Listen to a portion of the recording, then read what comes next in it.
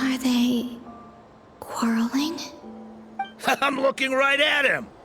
You've really gone downhill since giving your daughter free rein in the workshop. Can you even swing a hammer anymore? It shouldn't take you days just to fix a single chair. You might as well use that hammer to massage my back for all the good it's doing. Don't run your mouth, or you'll get a back massage that'll put you in bed for the rest of your life. Look, the materials haven't arrived yet, all right? You know how busy it gets in the days before Moon Prayer Night. I'll bet you send all the materials to your little princess. Blood's always thicker than water, huh? All right, you've made your point, Uncle Koski. As soon as the materials arrive, fixing your chair will be the #1 priority. And Dad, if you've got time to chat, why don't you lend me a hand, See? Lolka knows what the score is. I guess they're friends. But the way they spoke to each other was so ugly. Then again, it wouldn't be the first time I've seen something like this. Columbina! Sing outside my door in the middle of the night one more time, and I'll unscrew your vocal cords. You hear me? Oh, Sandrone. So that was her way of trying to be friends with me. What a pity. I won't get the chance to say any ugly things in reply.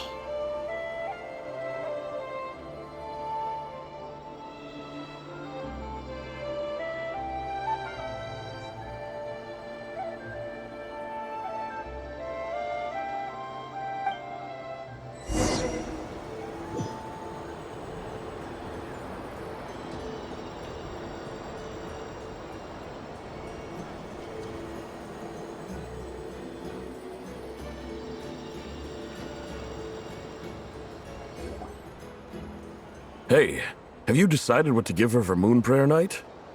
I sure have. She's gonna get the surprise of her life when she's least expecting it. Then I'll whip out the ring and pop the question. The surprise of her life. What a fun turn of phrase. Cool, I get the picture. You can spare me the gushy details. Ooh, looks like we have a customer. Hello there, ma'am. Would you like some Moon Prayer Night candy? Huh? Is he talking to me? Can he see me? Here you go.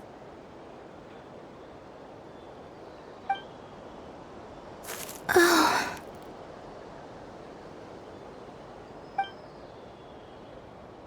Come back anytime. Right. Now, where were we?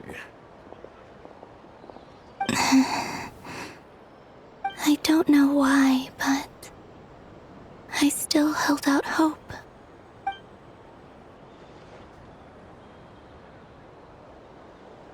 The most important thing right now is to find that mage. This name thing seems super important too, but where do we even start looking? I'd better go pay the Fatui a visit.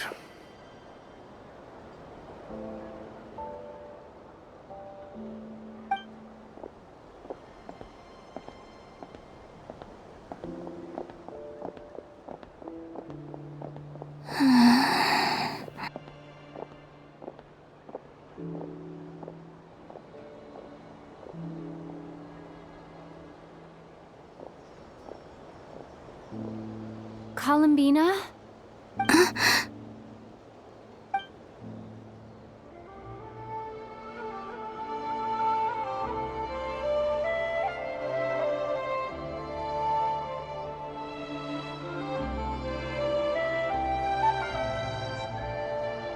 Traveler? Let's go! This is no time to be spacing out!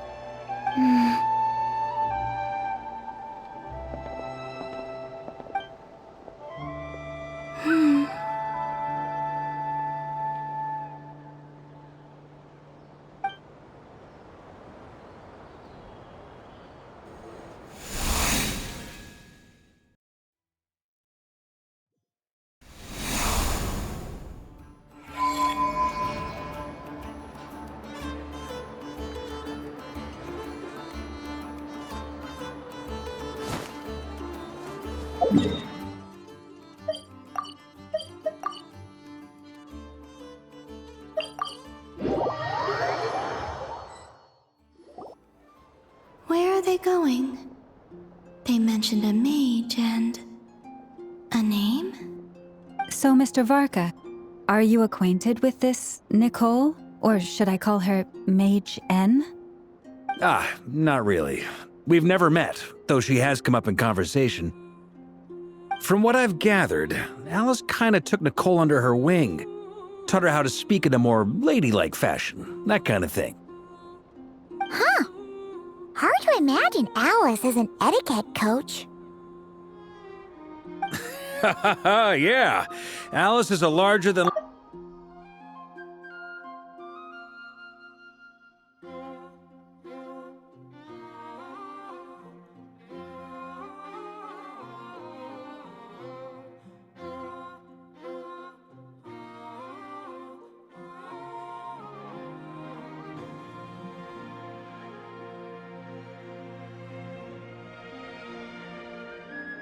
If I remember correctly, being an interesting person is actually one of her main entry requirements.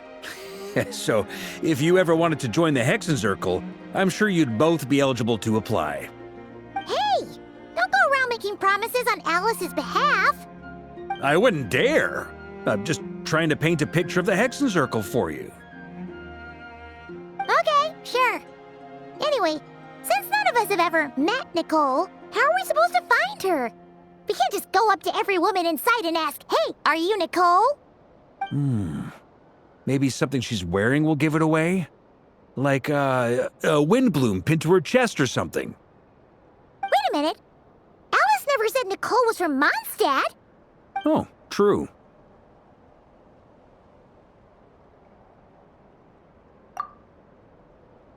That would be... this young lady, then?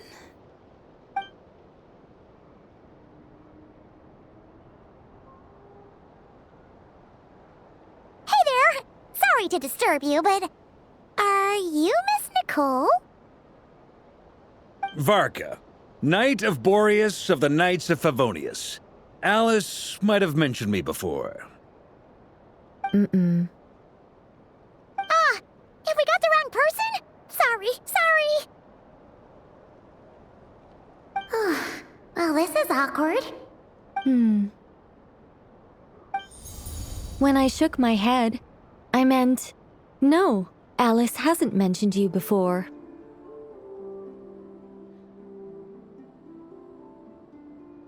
Huh? Where is this voice coming from? My apologies. For certain reasons, I am unable to speak. This is the only way I can communicate with you. It might take some getting used to, but I hope you can understand. Hey, it's fine. I'm more shocked by the fact that Alice never speaks about me. I mean, As for you two, we have crossed paths twice before, but it is nonetheless a pleasure to finally meet you. It's really you! Thanks for all your guidance in the past! You're quite welcome. This time, things are different. We have reached the unwritten pages of the story. You might say that we stand at the crossroads of fate.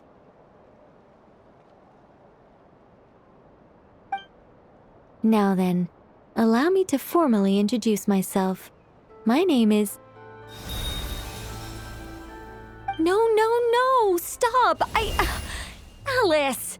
I can't believe it! I had a whole speech prepared. I'd agonized over every single word. She always picks the worst moments to ruin other people's plans. I'm so sorry about that. Alice took the liberty of devising some bespoke self-introduction magic for each member of the Hexenzirkel. But I could have sworn I deleted all of the triggering conditions for it. How did it bypass everything? Oh gosh, this is so embarrassing. This is a very different side of Nicole than what we're used to. Is she not used to face-to-face interactions? Don't worry about it. We've seen that introduction magic once already, so it wasn't too much of a shock. Please go on, Miss Nicole.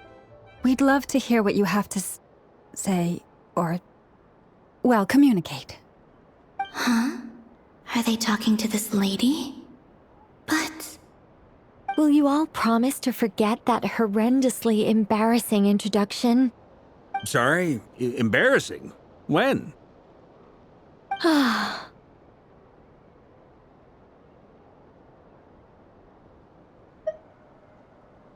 Yes, my name is Nicole, and I am one of a very few angels who have retained both their preferred form and their power. The Traveler and Paimon should be no strangers to this concept. There is another of our kind in Natlan. They call her the Lord of the Night. All right! Paimon remembers her.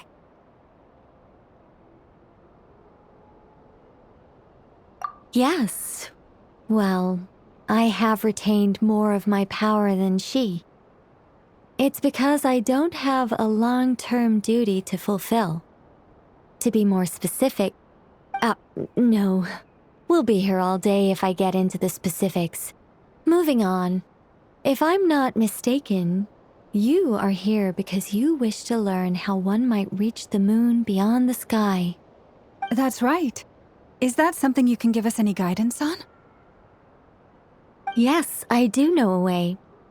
It began with the Hyperboreans, who lived after the War of Funerary Flame. Blank looks. Maybe I should start with the background of the war. Or maybe not. It shouldn't be an issue. I'll fill in the gaps for you when we have more time. Anyway, after that war ended, the three moons retreated to beyond the false sky. The Hyperboreans were humans I once aided. They accepted the civilization and creations bestowed upon them by the angels. But despite accepting many blessings of the angels, many among them still held on to their faith in the moons. They were reluctant to accept the new order, even after the War of Funerary Flame. They sought to contact the moon goddesses beyond the sky and receive their guidance. But all three had passed away by that point.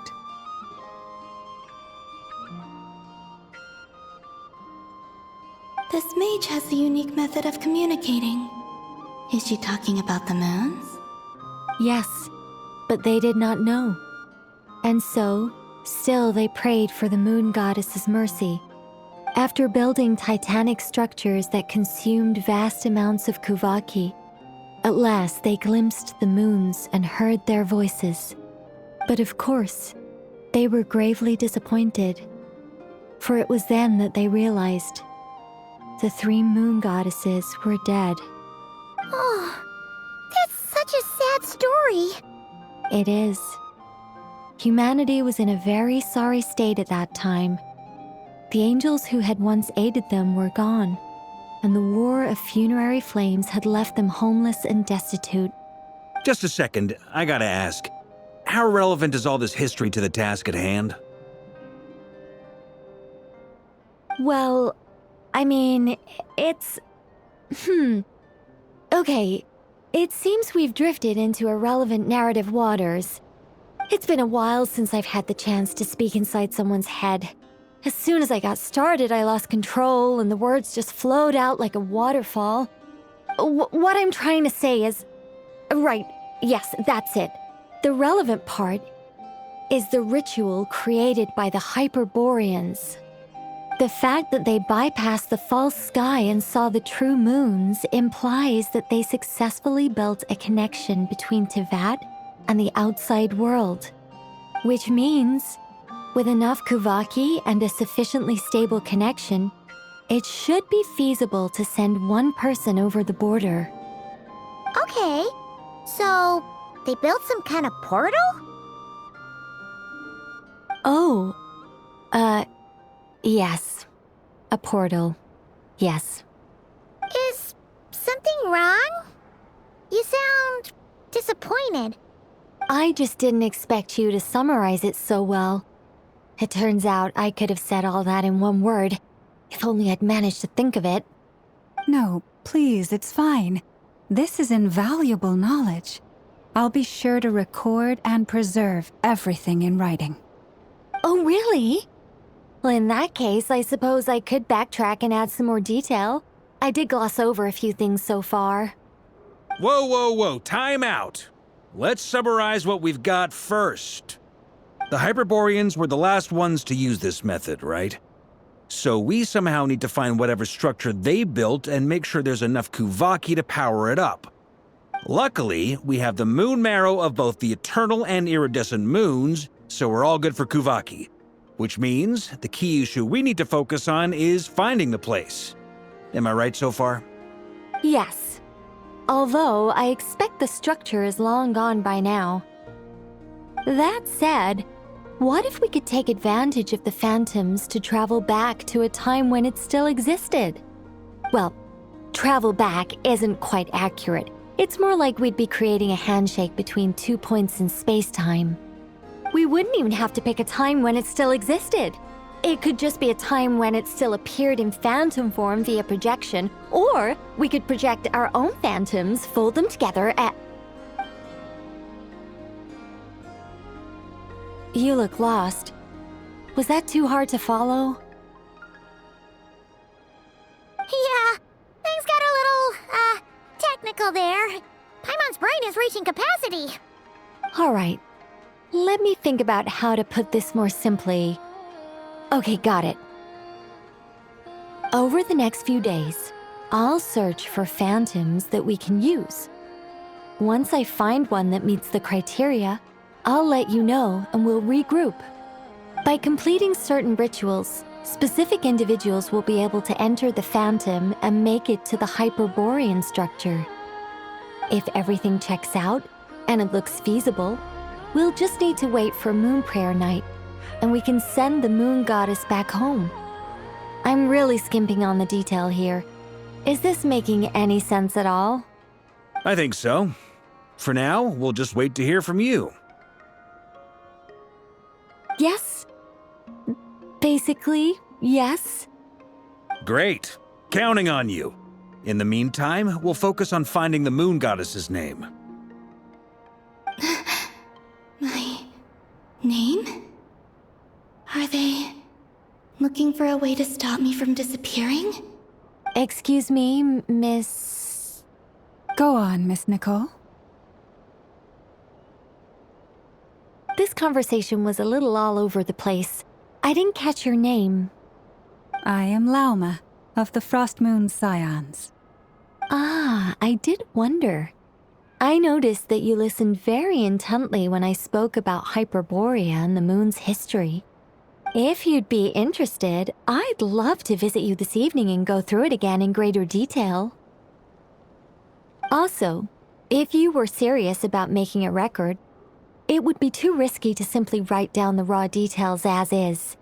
I would suggest some tweaks. Maybe rewrite the stories as fairy tales or fables, perhaps even prayers. Anyway, we can cross that bridge when we come to it. So, see you later then? Oh, and no need to prepare anything. Just a cup of tea will do. See ya! She seems friendly. It's just... It's so nice to find someone who's actually willing to listen. I've been dying for a chance to finally go through all this systematically from start to finish. Any longer and I'd probably start forgetting it.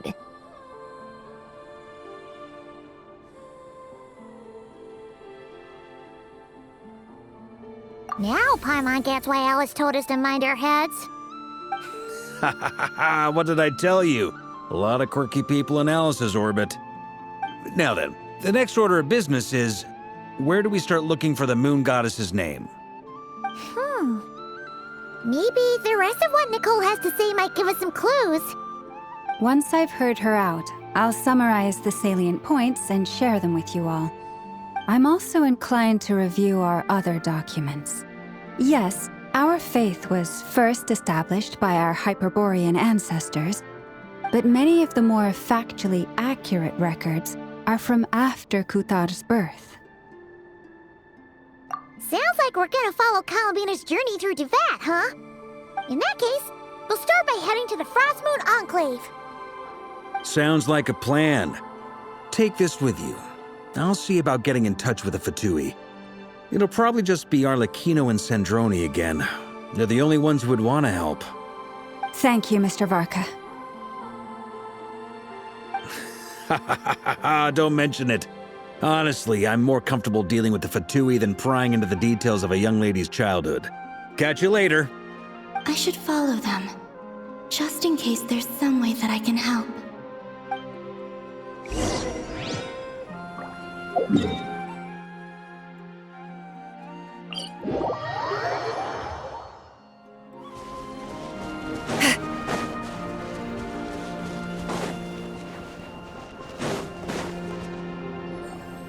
A while ago, I took the time to organize all documents in our possession that pertain to Kutar. What you see here is the material I consider reliable. You're saying there's unreliable material too? Yes. Most of the information we have was transmitted through an oral tradition. Inevitably, some of her stories were mythologized and deified over the years through countless retellings. That's why I organized them into reliable and unreliable. There's no sense seeking answers in history unless we can ensure the veracity of the historical record. Makes sense. All right, let's take a look through.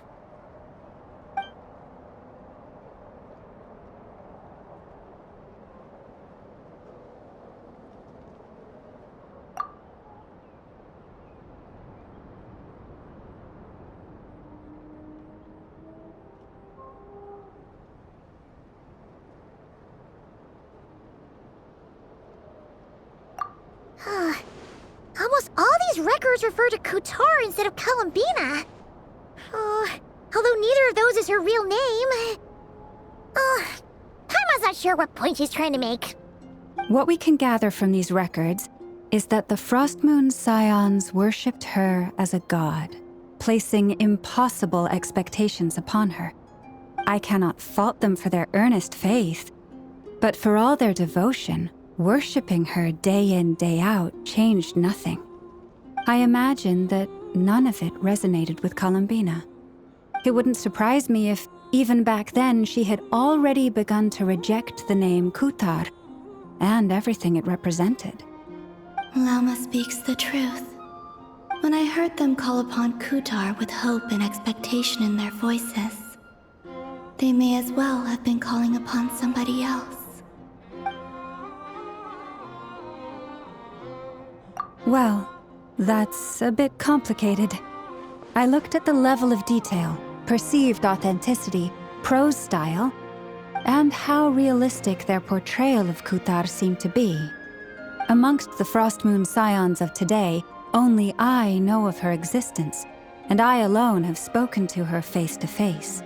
As such, I know that there are certain things she simply would never do. That being said, I have sensed some changes in her lately. Changes? Me? Seems like this is getting us nowhere. For what it's worth, why don't we check the unreliable sources too? Sure. Give me a moment.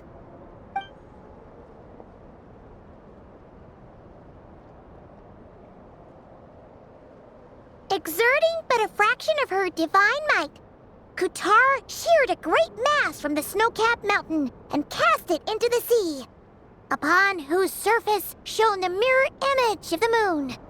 Thus was formed the island of Hisi. Yeah, right. That doesn't even begin to pass the sniff test. The 3 moons are not but lies through and through. Only one moon has ever shone for us, and Kutar is her name. The vast majority of ancient texts are filled with fanciful tales like these. I trust you understand my criteria a little better now. Kutar did not speak, merely gazing into the distance in silence. And where her gaze landed, this was her prophecy. Clearly, whoever wrote this text never even met Kutar. Otherwise, they'd know that her eyes are always closed. What about you, Traveler? What are you reading? on, let Paimon see. The child wished to build a wooden nest with which to shield a fledgling bird from the cold. But being so young and lacking in strength, the child could not snap the branches from the trees. Kutar was passing by. Upon seeing the child, she summoned forth the Kuhenki, who built a beautiful nest for the child. I remember that. Not knowing the meaning of Kutar's divine intervention, the child dared not to respond, and thus ran home to call their parents. But Kutar was gone. The moon chanter declared the event a miracle and took the nest as a relic, placing it on high for all to see. The child was named as one favored by the goddess and was greatly respected amongst the people. Yet, no further miracles were bestowed, and this matter was forgotten in but a few years. Huh. Any thoughts after reading that? Yeah. Columbina probably just wanted to join the kid in making nests. Ah. I'd originally considered this a fabrication, because Kutar did not perform any similar actions in subsequent records. But now that I think about it, it does seem like something Columbina would do. It's just that... She didn't know how other people would interpret her actions. She was probably worried about making things difficult for people. And so, she gradually stopped joining in. Yes. Oh, that's so sad.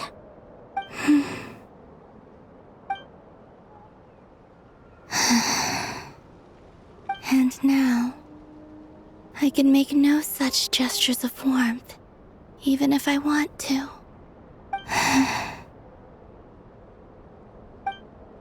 Still no name. That's a bit of a shame. But we did learn some interesting stories. That's gotta count for something. Barca said he was gonna set up a meeting with Arlecchino and Sandrone, right? Let's go back to Nasha Town and see how he's doing.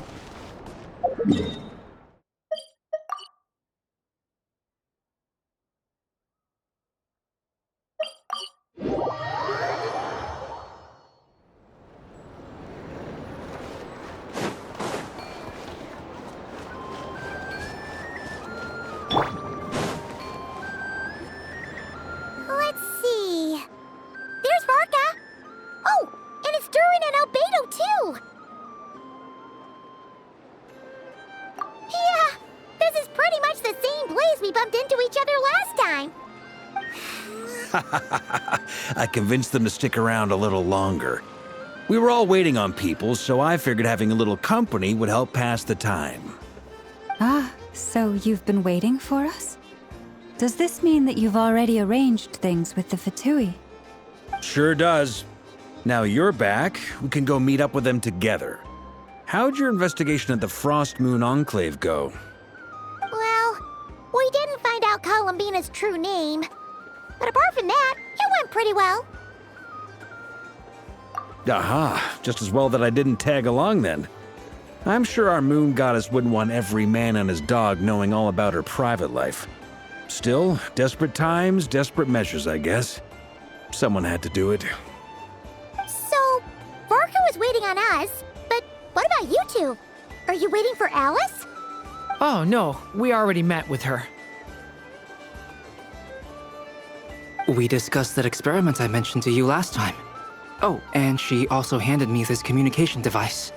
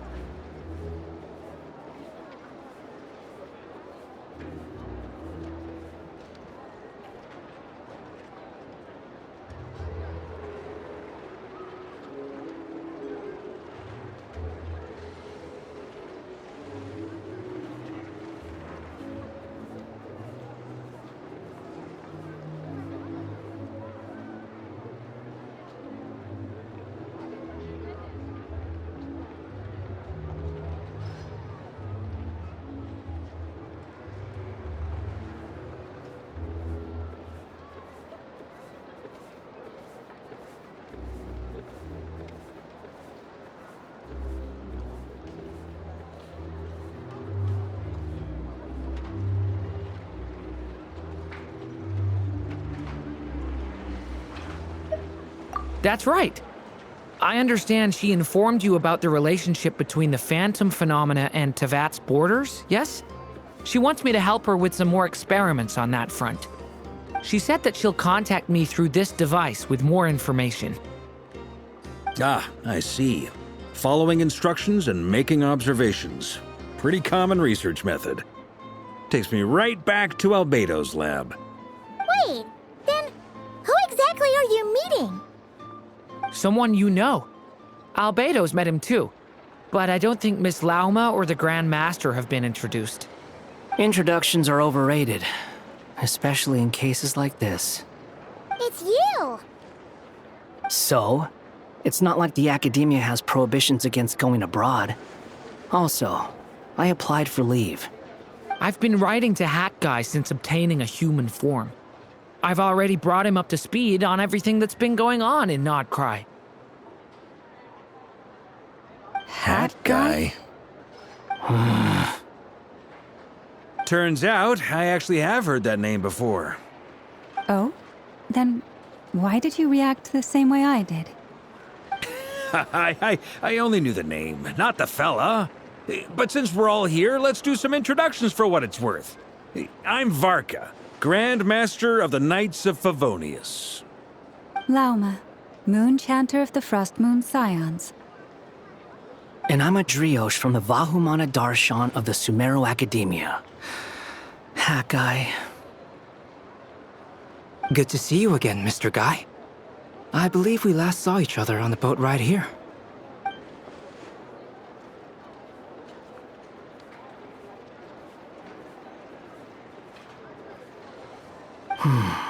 Mind you, the only reason I came here is because there's someone I want to look into.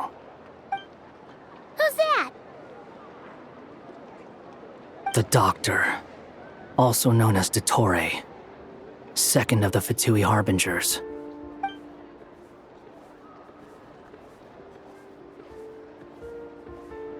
From the tone of your voice, it sounds like there's bad blood between you.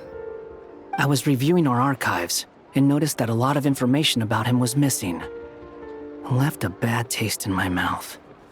That's all there is to it.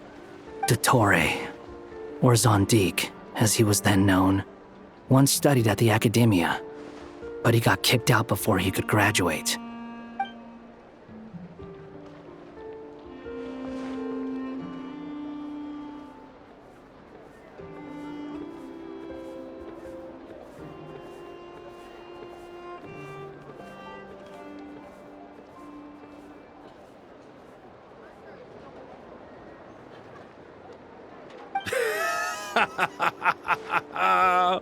So the Harbinger's #2 man is a college dropout?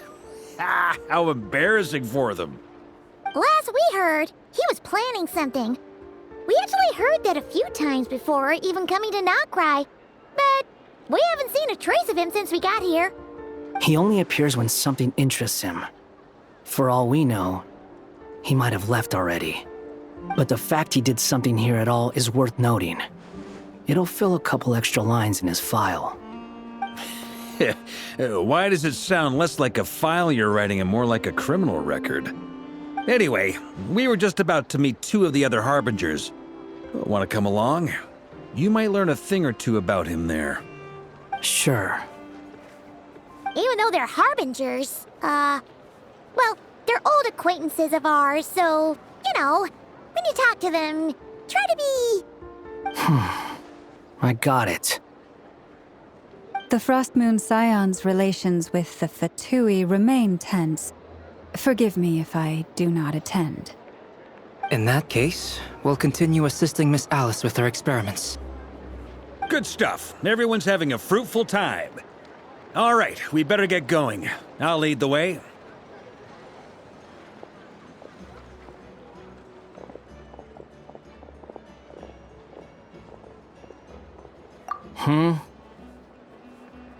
Well, yeah, that's obviously part of it. But I'm not the only one who has a score to settle with him. Neither you, nor Lesser Lord Kusanali, nor I want to see him meddling with things again.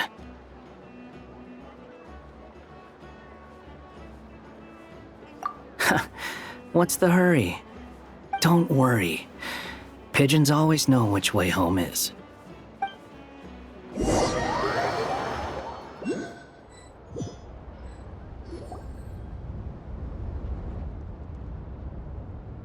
You made it. Who is this? A scholar from Sumeru. They call him Hat Guy.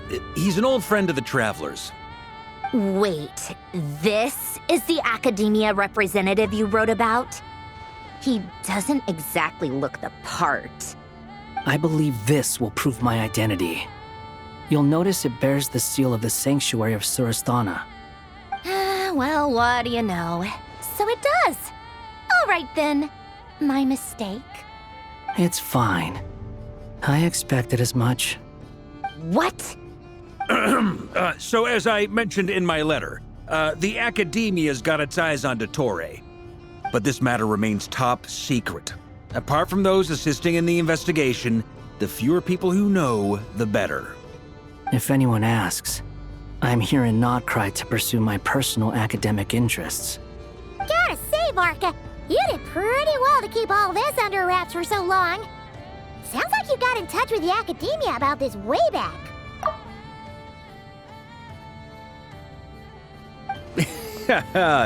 you flatter me.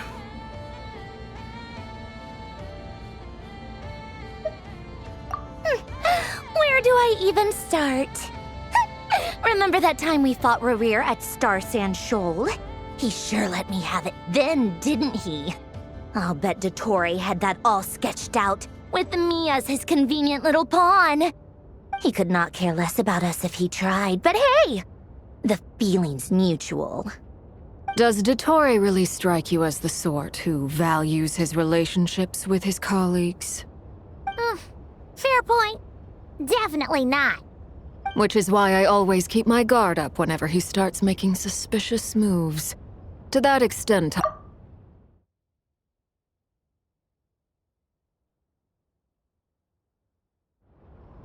Now, back on topic. In the wake of the Reikir of Solnari episode, Sandrone and I grew suspicious about Dottore's complete inaction during the entire affair. So we tried to find out what he'd been up to, but unfortunately to no avail. He never lets anyone in on his plans. The more he cares about something, the more secretive he gets. Indeed. Perhaps he believes that by keeping a low profile, he can avoid trouble. But that trick isn't going to work on his colleagues. Yeah, I mean, he's been researching the ancient moon's remnants. And he's been trying to get his paws on the moon marrows. Only an idiot would believe he doesn't have something more planned. With this in mind, I returned to Snezhnaya and relayed my thoughts to Her Majesty the Tsaritsa, entreating her to have him recalled. That's pretty direct. Did the Tsaritsa agree? Yes. I made it abundantly clear that the Fatui's business in Nodcry is almost concluded, and we do not need 3 harbingers in this territory. Her Majesty concurred. Accordingly, Dottore has returned at her orders. I imagine he is continuing with experiments, which no one besides he would ever have any interest in.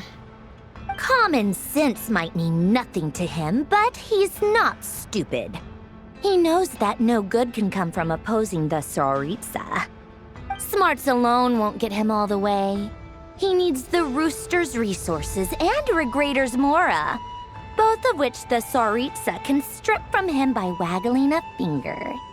But doesn't he have a track record of publicly following orders while going against them in private? He probably has it down to a fine art by now. Wouldn't put it past him. We worked together on a research project once. Only briefly, but it was enough to show me that we're fundamentally different people. He has no interest in doing things methodically, stage by stage. His thoughts jump all over the place, and the moment his curiosity is satisfied, or he gets the results he wants, he disappears. The only similarity we share is that, once we set our minds on doing something, we will see it done. Whatever it takes. Oh, we definitely saw some of that in your battle with Rerir. You got so competitive. Ugh, do not remind me. Then I believe we all concur. Dottore will not simply give up. Fantastic. Now this is turning into a whole day of unpleasant memories. Ugh. Are you talking about the moon marrow stuff? He also strikes me as the kind of person to disregard experimental regulations, ruin all the equipment, and go way over budget. Then leave the first person he can find to deal with the fallout. Exactly. This one time, he was running some high-temperature experiment and the substance exploded. But does he care? No. He orders his subordinates to open the device so he can observe the results, which causes the gas inside to leak out. That gas was poisonous. If I hadn't been there, who knows how many people might have died. And after all that, he left while I was still cleaning up after his mess. What a waste of time, he said. Waste of time? The nerve! He wasted my time! You've been bottling that up for a while, huh? Hat guy, I must say, you seem awfully familiar with internal Fatui affairs, especially when it comes to Dottore. Thank you, Lady Harbingers, for providing such valuable information. I have no other questions for now, so I'll be on my way. Wait, what? You're just gonna leave? You're welcome to join if you want. Ugh. Just when Paimon thought he'd finally mellowed out. He makes quite the impression. I'll say. I've met tons of headstrong people, but not many of them would join me in bad-mouthing Dottore. Anyway, back to the main agenda. Barca, you said that Columbina has gone missing? Or rather, disappeared. Yeah. We're working on building a connection between her and this world. The simplest method is to find out her real name. I've actually asked her that question before, but she said she didn't know. Considering our relationship, I doubt she was lying to me.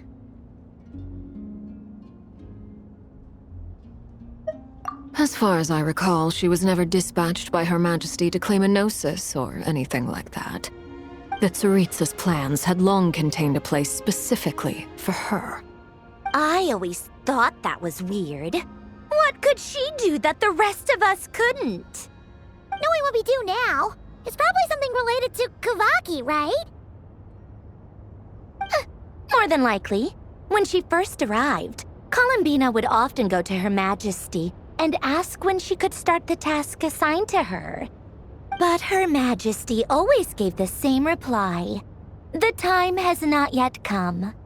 So she spent her days in Snezhnaya doing basically nothing. The Tsaritsa has summoned a beautiful blind maiden to be a harbinger, giving her the third seat by virtue only of her enchanting voice. It was a dumb and stupid rumor, but the reality of the situation made it hard to refute. And what happened after that? I imagine she stopped caring. She no longer seemed to care why she had been recruited, and Her Majesty never gave her any missions, so she just continued to sing in the flower garden. For my part, I was busy. So busy, in fact, that watching someone be that idol had me fuming. But still, I got the sense that she had long been used to a life of other people claiming she was needed when she wasn't. I just felt that having a place to stay would cost me something eventually. And so I waited quietly for the day that I would have to pay the price. And on the other end of that spectrum, you had me. Someone once told me that I had the lousiest work and the toughest luck. That's a good way of putting it. I forget who said it, but those words have always stuck with me.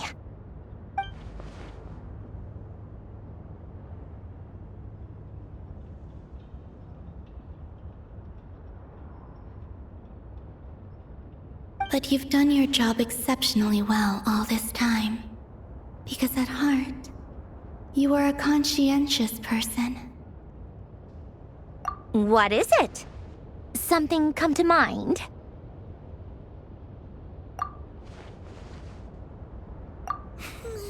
That makes sense.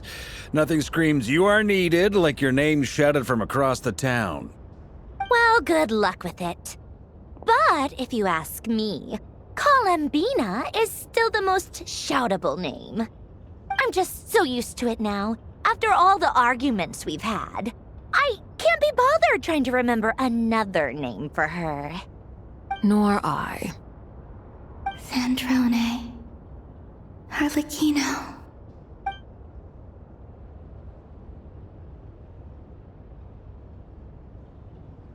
Huh! It's a Sealy! Does that mean Nicole has news for us? Ladies, I thank you for your hospitality. If the chance ever comes up, I definitely owe you both a drink sometime. I'm sure it will. You can make your own way out. Heck, you've been here enough times, you probably know your way around better than I do. Okay, time to do what adventurers do best. Follow that Sealy!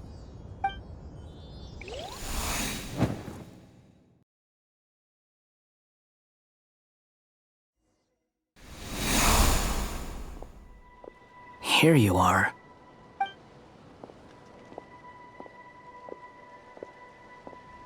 Oh, hat guy. How come you're back so soon? Did things go all right with the Fatui? Fine. Dotori's been summoned home by the Tsaritsa. Couldn't get much more than that. How about you? Any progress with the investigation? Unfortunately not. We've tried everything. Different phantoms, different locations, different points in history. But the results were the same each time. Abyssal monsters roaming the land. People crying out in despair, with no hope of being rescued.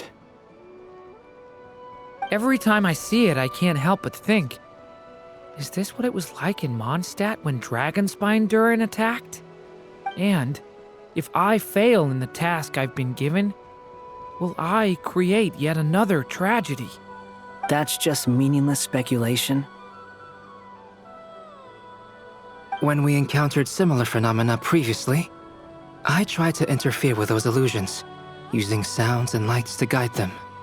However, we could not change their fates. At most, we were able to extend their existences. The events of the past are like fate that has been written into Irminsul.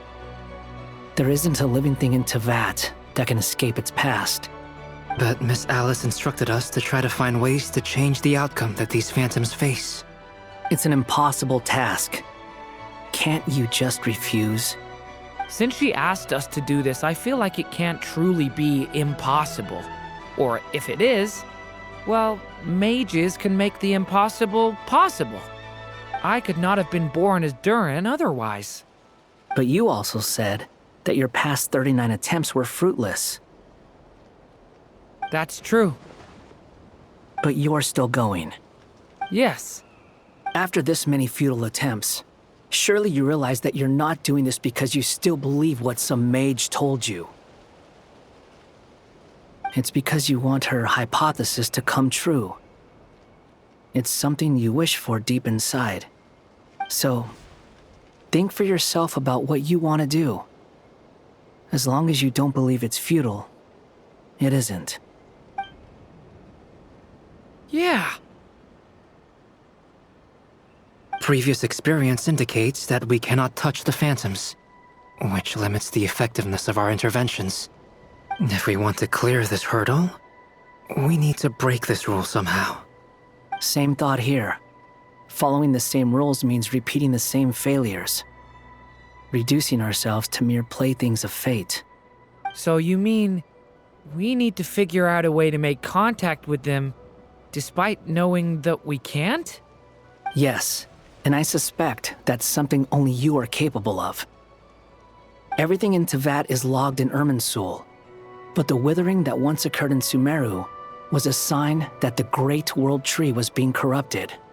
This corruption allowed things that should not have existed in Tevat to appear. This is tantamount to rewriting reality to an extent. You're saying abyssal power might be able to affect those phantoms? No one's ever tried it before. If you're gonna try it, it'll take courage. And you have to be confident that you can control it. Is anyone there? Has anyone seen my daughter? She's missing. I have to find her. I hear someone inside.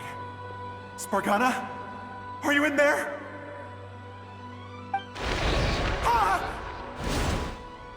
If I can use my abyssal powers to warn him that there is danger here, maybe it'll change his decision.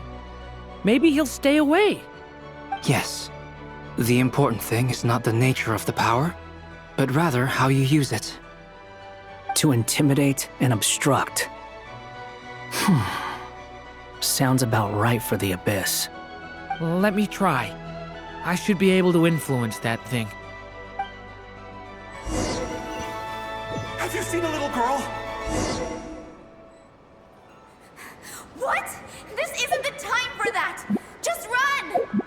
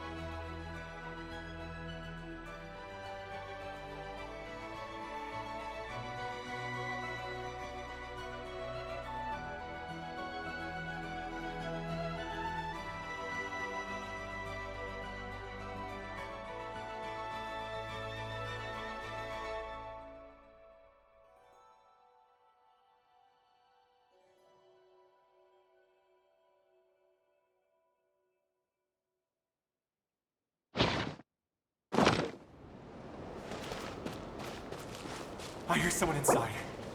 Spargana? Are you in there?